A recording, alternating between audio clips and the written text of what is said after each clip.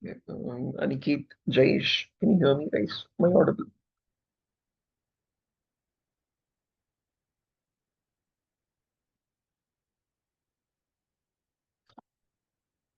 Aniket, Jayesh, guys, am I audible? Can you hear me? Yes, you're audible. Hey, guys, morning. Is this your first class, or have you joined the session earlier as well? No, this is first class. Okay, so then a quick recap. We have been covering networking fundamentals in the last class, which is a quick important prerequisite for cybersecurity. We have covered what networking is, what networks are, what hosts are, and we have been covering what IPv4 addresses are. Okay, what are the important properties of an IPv4 address? Okay, how do you convert a binary number to a decimal number, and from that, how do you get the range of IP addresses? What's the first IP? What's the last IP? And what the again the entire number of IP addresses exist. Again, then we have talked about the sequence of IPs as well. Today, we're going to talk about the classification. What are the different categories of IPv4 addresses? This is what we're going to start covering from today. Okay. So we'll just wait for a few more minutes for the others to join and we'll start the session. In the meanwhile, if anyone has any questions or so, you can let me know, guys, for any queries regarding cybersecurity or again, even networking as well.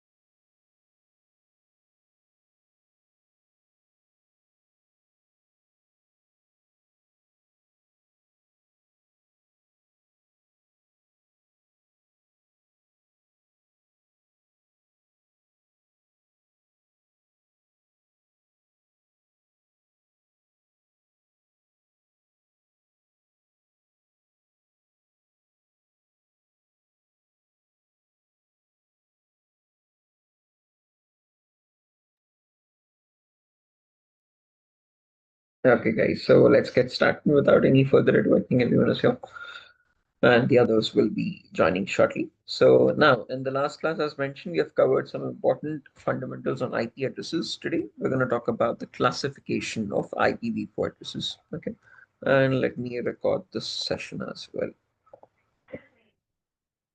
Right. So your entire IPv4 range of 4.3 billion IP addresses is divided in these five categories first, which are called as classes. Class A, Class B, Class C, Class D, and Class E.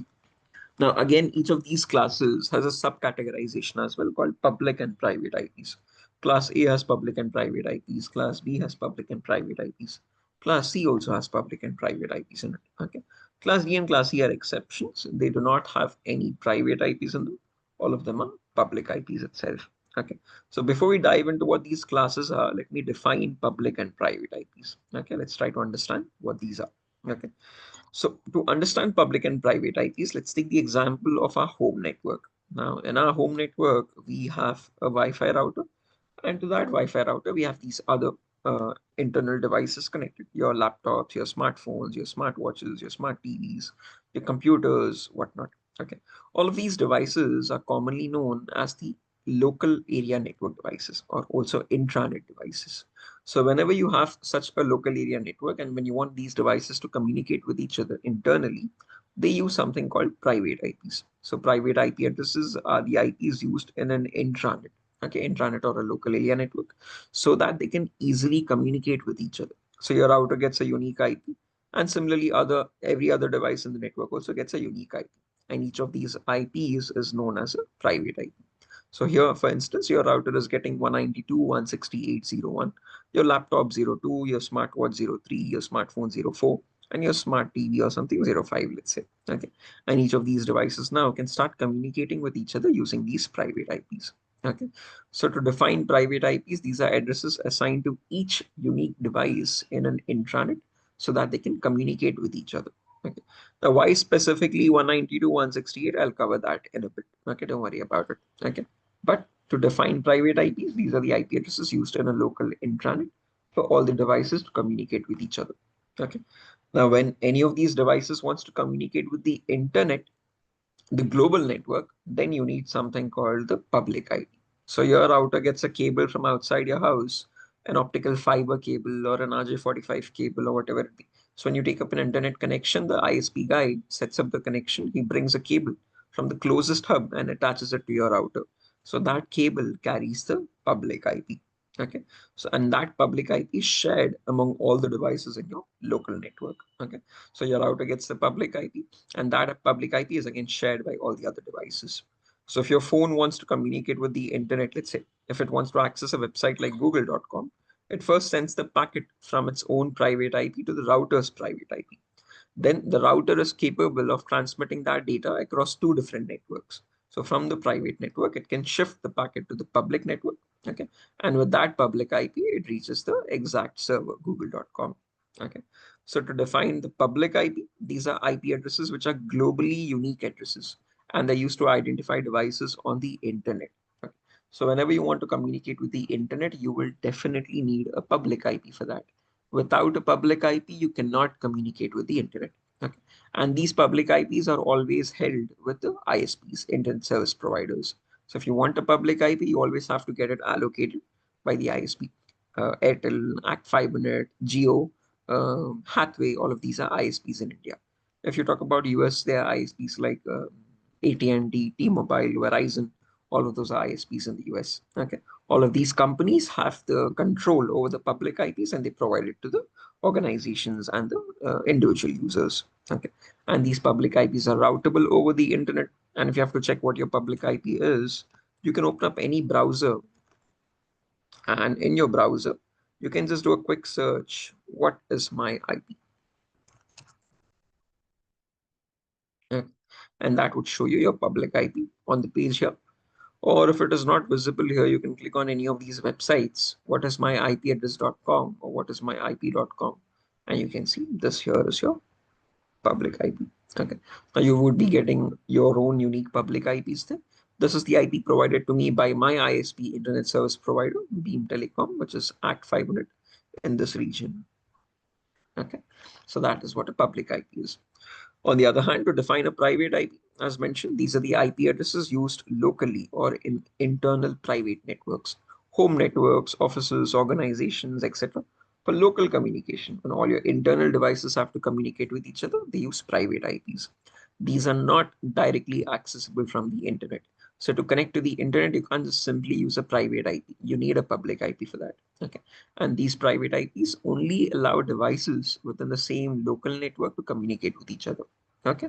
And to check what your private IP is in a Windows operating system device, you can open up your command prompt CMD and here, CMD.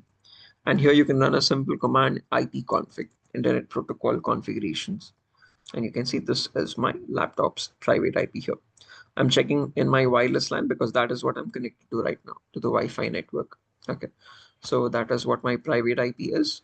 And there is a reason for you getting something like 192.168 here and 49 dot something here. Each of these IP addresses, public and private IP addresses, has its own unique ranges. And that's what we're going to cover right now. Okay, so these are the specific ranges of classes and the unique public and private IP ranges in each class. Okay, so let's cover that now. So class A starts at the first IP 0000, and class E ends at the last IP 255, 255, 255, 255. So the entire range of IPv4 addresses from the first one till the last one are divided in these five categories or subdivisions, I would say, called classes. Okay, it's important to remember these ranges, guys. There's a very easy trick to remember. So, okay, you only have to remember four simple numbers. Okay, and just to draw it out, these are those numbers. Annotate.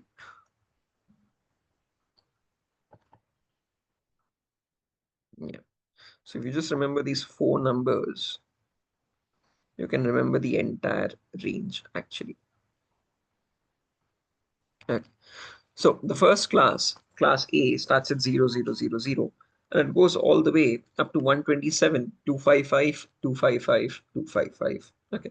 Now these numbers have been fixed by the people who invented IP addresses, guys. There's a logic behind it. These are not random numbers, but again, that logic is quite in-depth. We don't need to understand that for now. Okay, so you just need to remember these four numbers to understand the range. Okay. And I'm going to explain what the relevance of each of these classes is as well in a while. Okay. So class A starts at the first IP 0000, and this goes all the way up to 127, 255, 255, 255. Since it's ending at 127, 255, 255, 255, where would the next IP come? Class B starts at 128,000. So all the 255s cycle back to zeros, and this 127 increments by 1, which is 128, the next IP in the series. If you remember, this was the same logic we discussed when we were talking about the sequence of IP addresses in the last class. Okay, so class A ends at 127, 255, 255, 255, and class B therefore starts at 128,000. From 128,000, it goes all the way up to 191, 255, 255, 255. Since it's ending at 191, class C starts at 192. From 192,000, it goes all the way up to 223, 255, 255, 255. Since it's ending at 223, class D starts at 224. And from 224,000, it goes all the way up to 239, 255, 255, 255. And since it's ending at 239, class E starts at 240. And from 240, it goes up to the last IP, 255, 255, 255, 255. So the only four numbers you have to remember are these 127, 191, 223, and 239. Because from those four numbers, you automatically get the range for the next class. It's the right next IP. Okay. Class A 0 to 127, class B 128 to 191, class C 192 to 223, class D 224 to 239, and class E 242 to 55. Those are the five class ranges. And again, in each of these classes, as mentioned, there are subcategorizations, public and private IPs. So in class A, between 0 and 127, there's a small private IP set from 10,000 to 10,255, 255, 255. Any IP within this range is always going to be a private IP, an IP address which you can use in your local networks. And any IP outside this range by default will be a public IP. Okay, so any IP outside this range will always belong with the ISP for internet connections. Okay, To elaborate on this, if you take the entire class A range, it starts from 0000 over here, goes all the way up to 127, 255, 255, 255. That is the entire class A range. Okay. In that entire class A range, there's a small private IP range from 10,000 to 10,255, 255, 255. That's the same thing which I've mentioned here. Any IP within this range is a private IP. And any IP outside this range, which means from the first IP 0000 up to 10, which is 9,255, 255, 255. And after 10, from 11 to 127, those are the two public IP ranges. Okay. So any IP within this private IP range is something which you can use in your local networks. Any IP outside that range is a public IP available with the internet, with the ISPs for internet connection. Okay. So only this range of IPs is private IP, which we can use in the local networks. And outside that, from 0 to 9 and from 11 to 127, they are public IPs. Okay. Is that clear, everyone? Because the same logic applies in the other upcoming classes as well. Similarly, in class B, between 128 and 191, there's a small range, 172.16.00 to 172.31, 255, 255. Any IP within this range is a private IP, and any IP outside this range is a public IP. Okay, so this range is a private IP. Any IP outside that will be a public IP again.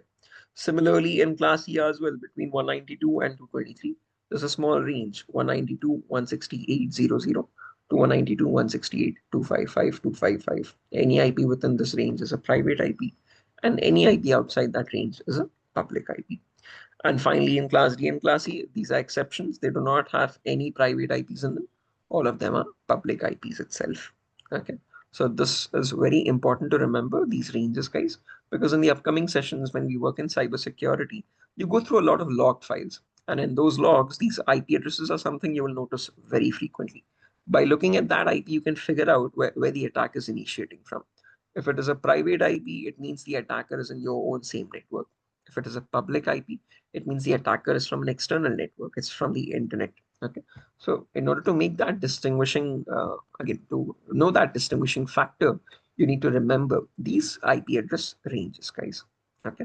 It's very simple. You just need to practice it a bit. Okay. And you can recall that. Okay. So that's about the classes and their specific ranges. Okay. Now, as a small exercise, what we'll do is I'll just write down some random IPs and you have to tell me which IP belongs to which class and whether they're public or private IPs. Okay. So let me just quickly write down some random IPs as an exercise. Okay. And looking at this table itself, you have to give me the answer whether they are public or private IPs and which class they belong to. Okay. So let me just open up a notepad file first.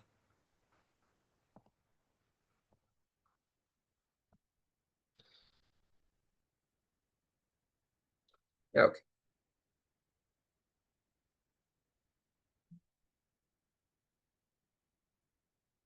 Let me write down some IPs here.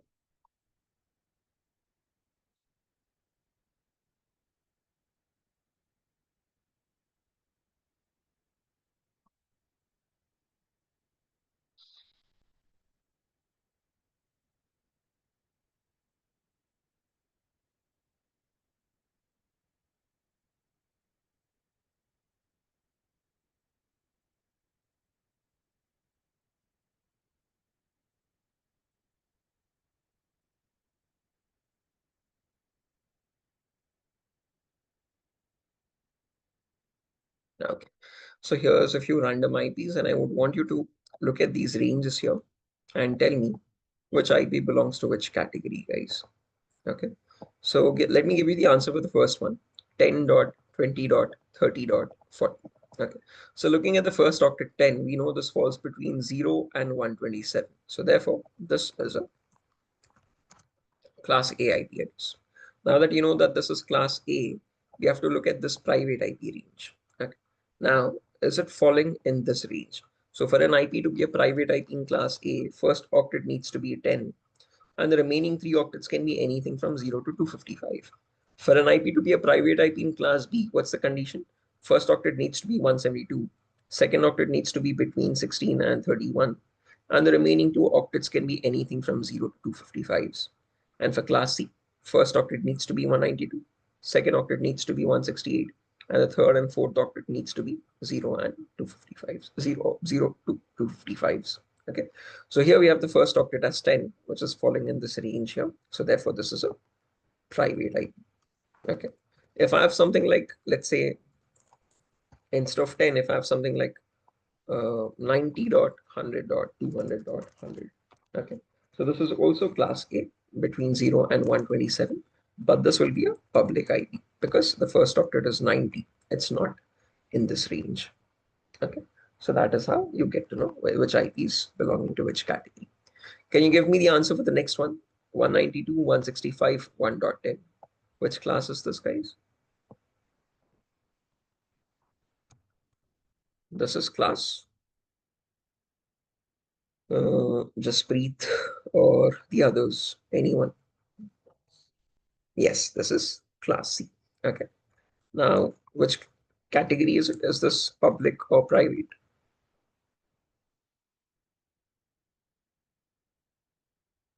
192, 165, 1.10. It's public IP. Perfect. Why is this public? The first octet 192 seems to match, but 165 is beyond 168. So therefore, it's not in the private IP range. Next one. 172, 35, 45, 55.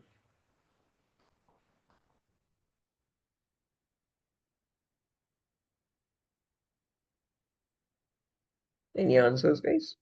Class B publics. Class B and public. Perfect answer. Next.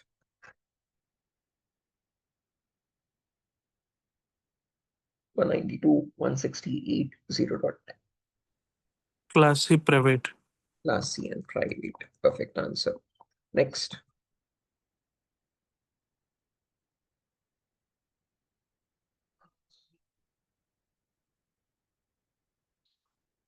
Are you sure? Yes, it's private. Perfect. Next.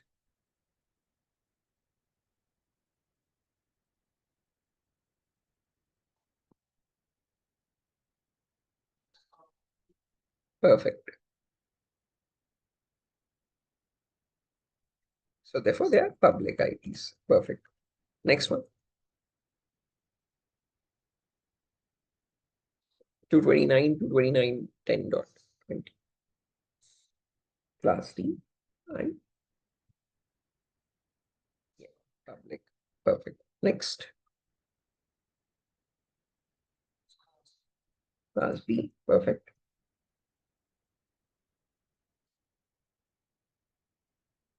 Public. Perfect. Next. Oh, sorry. My bad. Yes.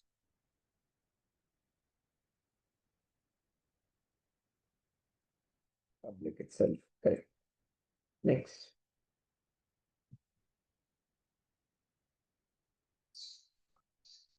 C.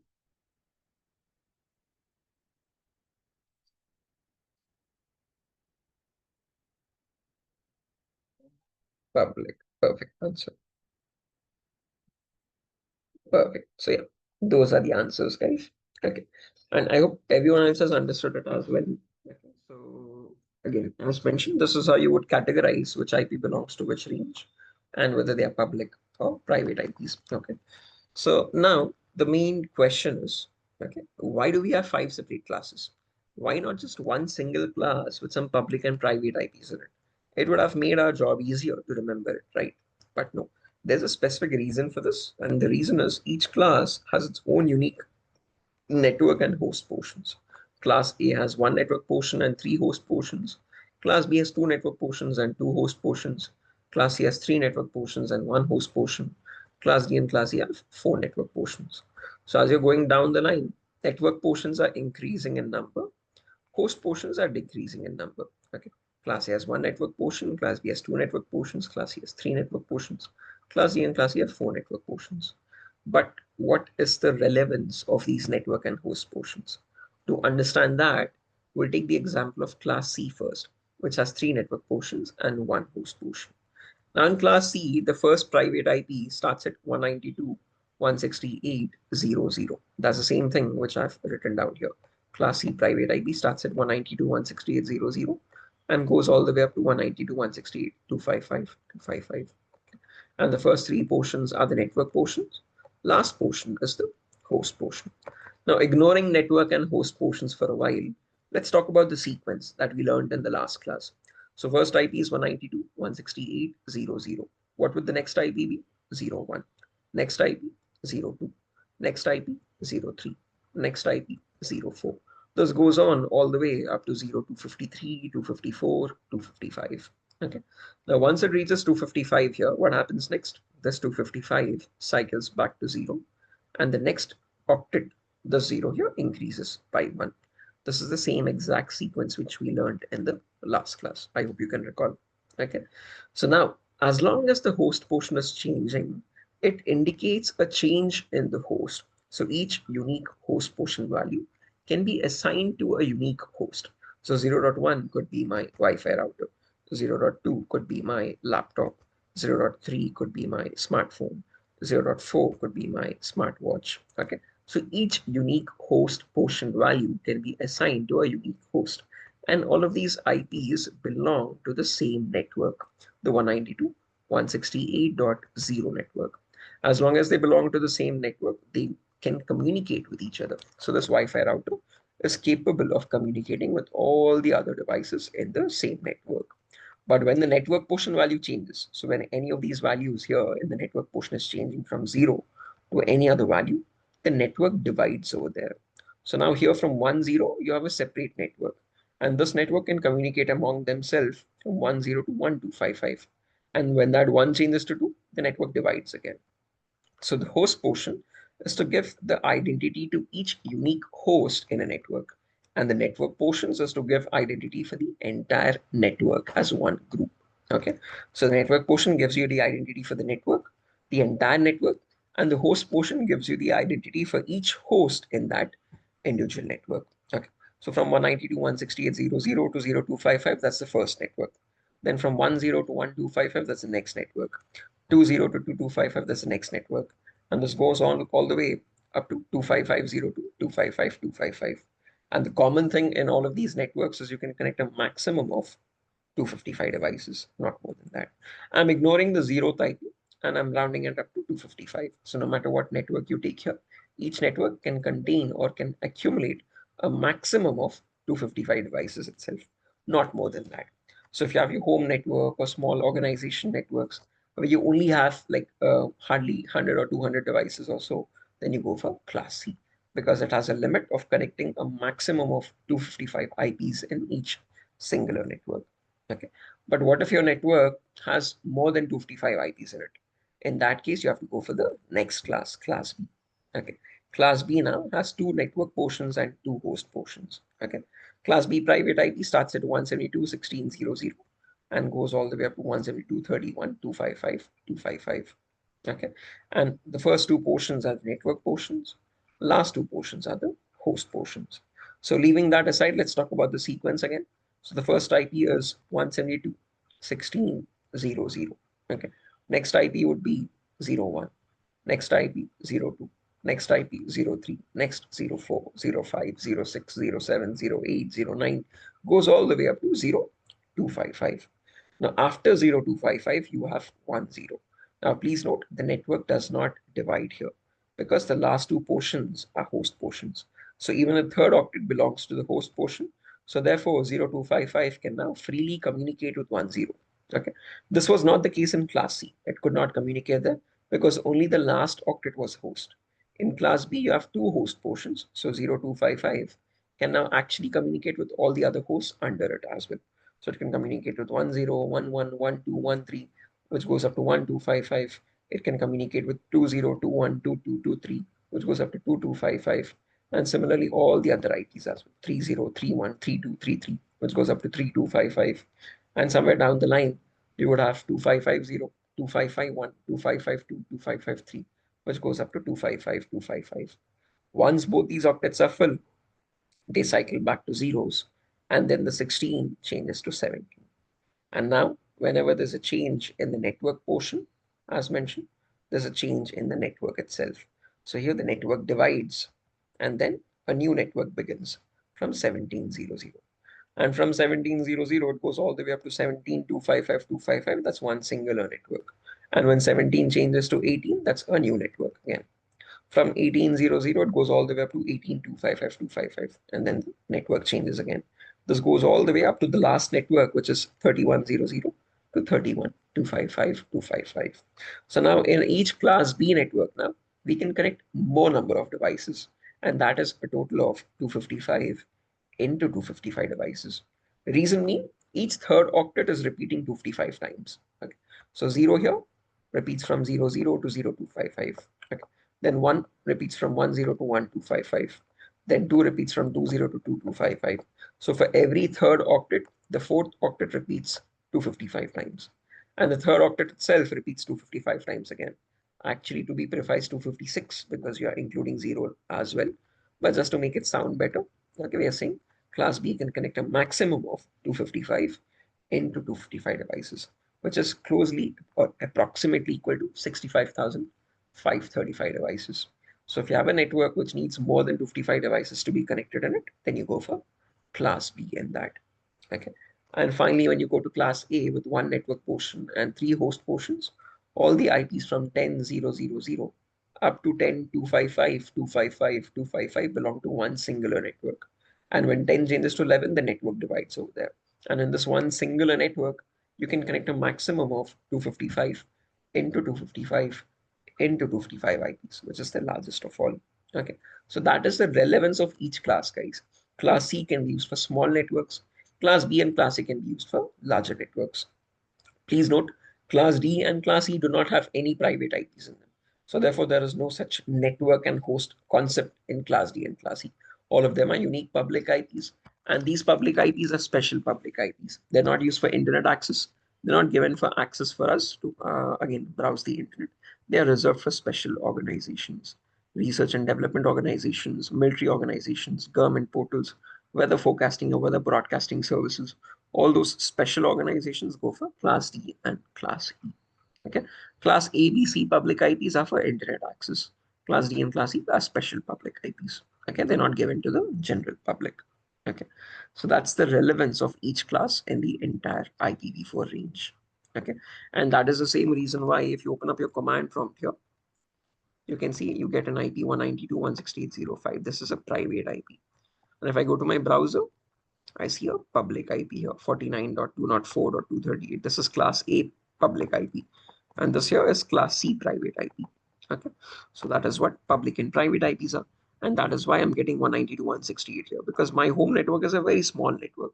I hardly have 10 or 15 devices at my home. So for that, we only need a class C private IP. So that's why I'm using class C here. Is that clear, everyone? Any questions or doubts up to this point? Rajendra, Jayesh, Lokesh, Ramarao, VR. No, sir. Right. Jaspreet, any questions on your? Right. Last concept for today, what is subnet mask? Okay, so right under the IP address, you see there's something called as subnet mask as well. What does the subnet mask signify? Let's talk about that. Okay, so the subnet mask is for the computer to understand or recognize which IP belongs to which class. For us, we can differentiate the classes on the network and host portions. We know class A has one network portion and 3 host portions. Class B has 2 network portions and 2 host portions. And class C has 3 network portions and 1 host portion.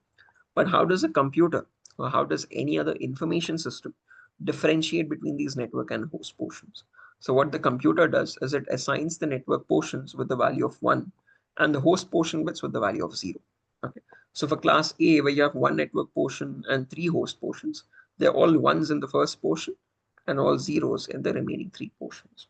And when you convert that from binary to decimal, you get the network portion value as 255 and the host portion value as 0.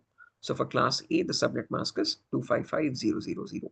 So when your computer sees that subnet mask, it understands, okay, I belong to class A and I can only communicate with this specific network, which has 255 into 255 into 255 devices in it. Okay.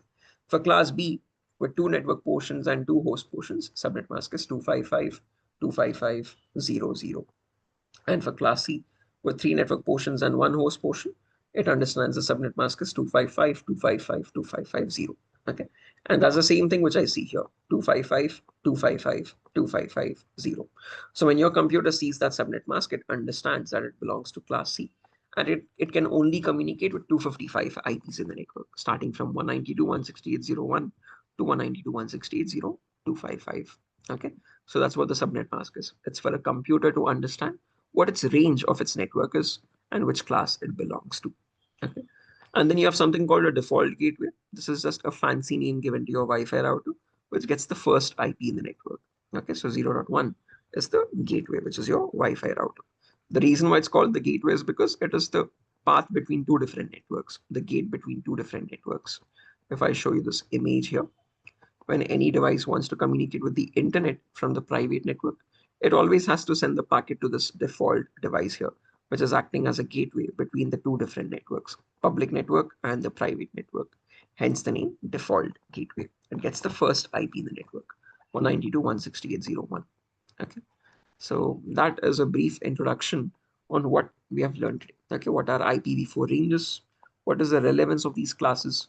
Why do we have 5 separate classes, and what's the relevance of each class? Okay, and then we have covered what subnet mask is. Okay, and default gateways. In the next session, we'll be talking about the important configurations. How do you assign a private IP to your system? How do you get a private IP from a DHCP server? What is a DNS server? Okay, and what are special IPs? We'll be covering that in the next class, guys. Okay, so yeah, that's that. Nothing further. A very simple and a short demo for today to understand how the classes are going and to understand my teaching methods and the concepts and if this is suitable for you or not. Tomorrow we're going to have the last demo on networking fundamentals, and we'll also be talking about the practical concept. How do you create a lab setup installation? How do you install a tool called VMware? And in that VMware, how do you install an application called Kali, an operating system called Kali? So tomorrow it's going to be a bit more practical as well after we complete the networking fundamentals. And I think tomorrow will be the last demo, guys. After that, you have to register for the classes. So please do join tomorrow. Tomorrow will be the last demo. And as mentioned, please do register at the earliest so that you can continue the classes from further on after that. Okay, so that's that. We can exit the session here, guys. We can connect back tomorrow at the same time. Any questions or doubts before we exit? Thank you, guys. Bye-bye. Thank you, sir. Thank you, guys. Bye.